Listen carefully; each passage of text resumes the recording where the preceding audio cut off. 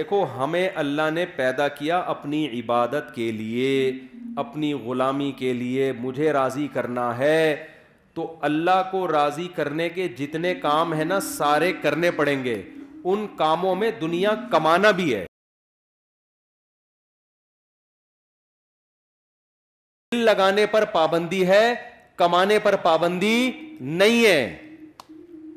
نہیں آئی بات سمجھ میں؟ دل لگانے میں اور کام کرنے میں فرق کیا ہے؟ اب سوال پیدا ہوتا ہے جب دل ہی لگے گا تو کمائیں گے کیسے؟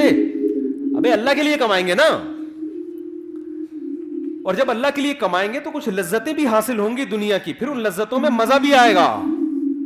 دیکھو جب آپ افطاری کے وقت رمضان میں صبح روزہ رکھتے ہو سحری کے وقت، ٹھیک ہے نا، شدید گرمی کا روزہ ہے، بڑا لمبا روزہ ہے، سارا دن بھوکے پیاسے، کیوں اللہ نے پابندی لگائی ہے، نہ پانی پینا ہے نہ کھانا کھانا ہے، برداشت کیا اللہ کے لیے.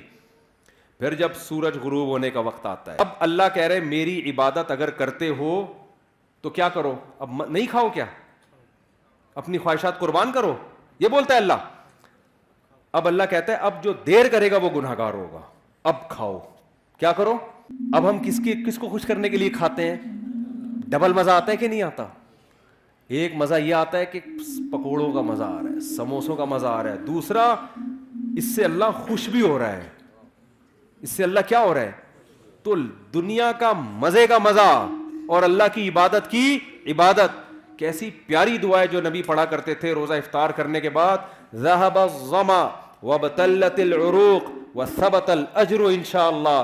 پیاس بھی چلی گئی اور رگیں تر ہو گئی. یہ تو دنیا کا مزہ، اور آخرت کا مزہ کیا؟ اس روزے کا اجر ہمارے اعمال میں اللہ نے لکھ لیا، یہ آخرت میں ملے گا ہمیں. یہ ایک الگ خوشی ہوتی ہے. تو میرے بھائی آپ کو اسلام ترقی سے منع نہیں کرتا، دنیا سے دل لگانے سے منع کرتا ہے. دل کس سے لگاؤ؟ اللہ سے. لہذا اللہ کے لیے کسی سے لگانا پڑے تو لگاؤ. اللہ اگر منع کر رہا ہے لگانے سے تو یعنی دل تو دنیا سے بھی لگے گا مگر اتنا لگے گا جتنی اللہ اجازت دے رہے اور جس سے اجازت دے رہا ہے. سمجھ میں نہیں آ رہی بات؟ اللہ کہہ رہا ہے بیگم سے بھی محبت کرو، اولاد سے بھی اور ماں باپ سے بھی. زیادہ کس سے کرو؟ تینوں میں زیادہ کس سے کرو بھائی؟ ماں باپ سے بھی، بیگم سے بھی اور اولاد سے بھی. تینوں میں زیادہ کس سے کرنی ہے؟ پہلی بات تو اللہ سے ہم پرمیشن لیتے ہیں ان سے محبت کرنی ہے نہیں کرنی، اللہ نے کہا کرنی ہے. میری طرف سے کیا ہے؟ تو ہم چونکہ اللہ کے غلام ہیں تو اللہ آرڈر دے رہا ہے، تو اللہ تو نے آرڈر دیا تو ہم کریں گے. ٹھیک ہے نا؟ یہ ہماری محبت کس کے لیے ہو رہی ہے؟ اللہ کے لیے ہو رہی ہے. تو یہ اللہ سے محبت کا حصہ ہے یہ. پھر اللہ کتنی کرنی ہے؟ ان تینوں میں بچوں سے زیادہ کریں، بیگم سے کریں یا ماں باپ سے؟ اللہ کہہ رہے ہیں سب سے اوپر گراف کس کا رہنا چاہیے؟ والدین کا. سے پہلے کس سے کرنی ہے؟ ابا اماں. نہیں آ رہی بات؟ اے اللہ کتنی کرنی ہے ان سے؟ حالانکہ اس میں دنیاوی مفاد نہیں ہے، کیونکہ ابا بڑھاپے میں بہت بوجھ لگتے ہیں. جوانی میں تو نچوڑ لیا ان کو، اب ریٹائر ہو گئے، اب کھانسنے کے لیے رہ گئے وہ گھر میں. ان کی دوائیاں ہیں، ان کے مسائل ہیں، پھر وہ بڑھاپے میں دماغ چڑچڑا ہوتا ہے، پوچھ رہے ہیں کہاں جا رہا ہے، کہاں سے آ رہا ہے، تو اچھا ہی نہیں لگ رہا ہے. یار یہ کیا ہے یار، میں اپنی لائف کو انجوائے کرنے دو ابا. تو ابا پھر اپنے ابا کے واقعات سنا رہے ہوتے ہیں، بیٹا ہم تو اپنے ابا کے پاؤں بھی دباتے تھے. ابا وہ پرانا زمانہ تھا، ونس اپون اے ٹائم. ابا کو سمجھا رہے ہوتے ہیں. تو اللہ میاں نے کہا کہ جیسے افطاری میں تمہیں سموسے سے دل بہلانے کی اجازت ہے، سموسا اچھا لگ رہا ہے، میری طرف سے کوئی پابندی نہیں ہے، لگے کھاؤ گے. تو اللہ میاں نے کہا کہ کچھ چیزیں ایسی ہیں جو تمہیں اچھی لگیں تو میں نے کوئی پابندی نہیں لگائی، جتنی لگ رہی ہیں اور زیادہ اچھی لگنا شروع ہو جائیں، بشرطے کہ اللہ سے آگے نہ نکالو ان کو. لیکن جب ان کا آپس میں کمپیئر ہوگا، تقابل ہوگا، تو سب سے زیادہ محبت ابا اور اماں. ان کی ناراض نہیں کرنا، ان کو ان کے پاؤں میں جنت تلاش کرنی ہے.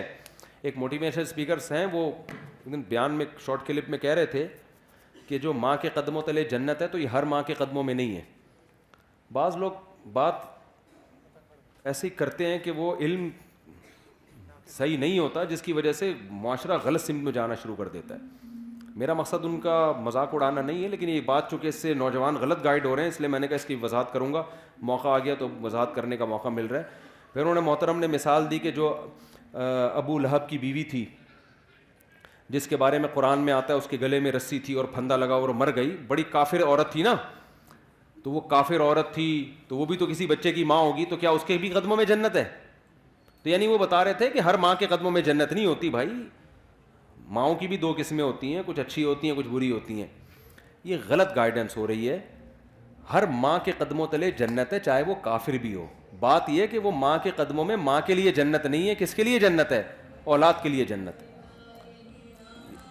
میں اگر وہاں موجود ہوتا نا ورک شاپ میں تو میں کہتا ایکسکیوز می سر, ایک بات آپ سے کرنی ہے کہ ابو لہب کی بیوی اگرچہ جہنم میں جائے گی لیکن اس کے بچوں کے لیے اس کے قدموں میں اللہ نے جنت رکھی ہے.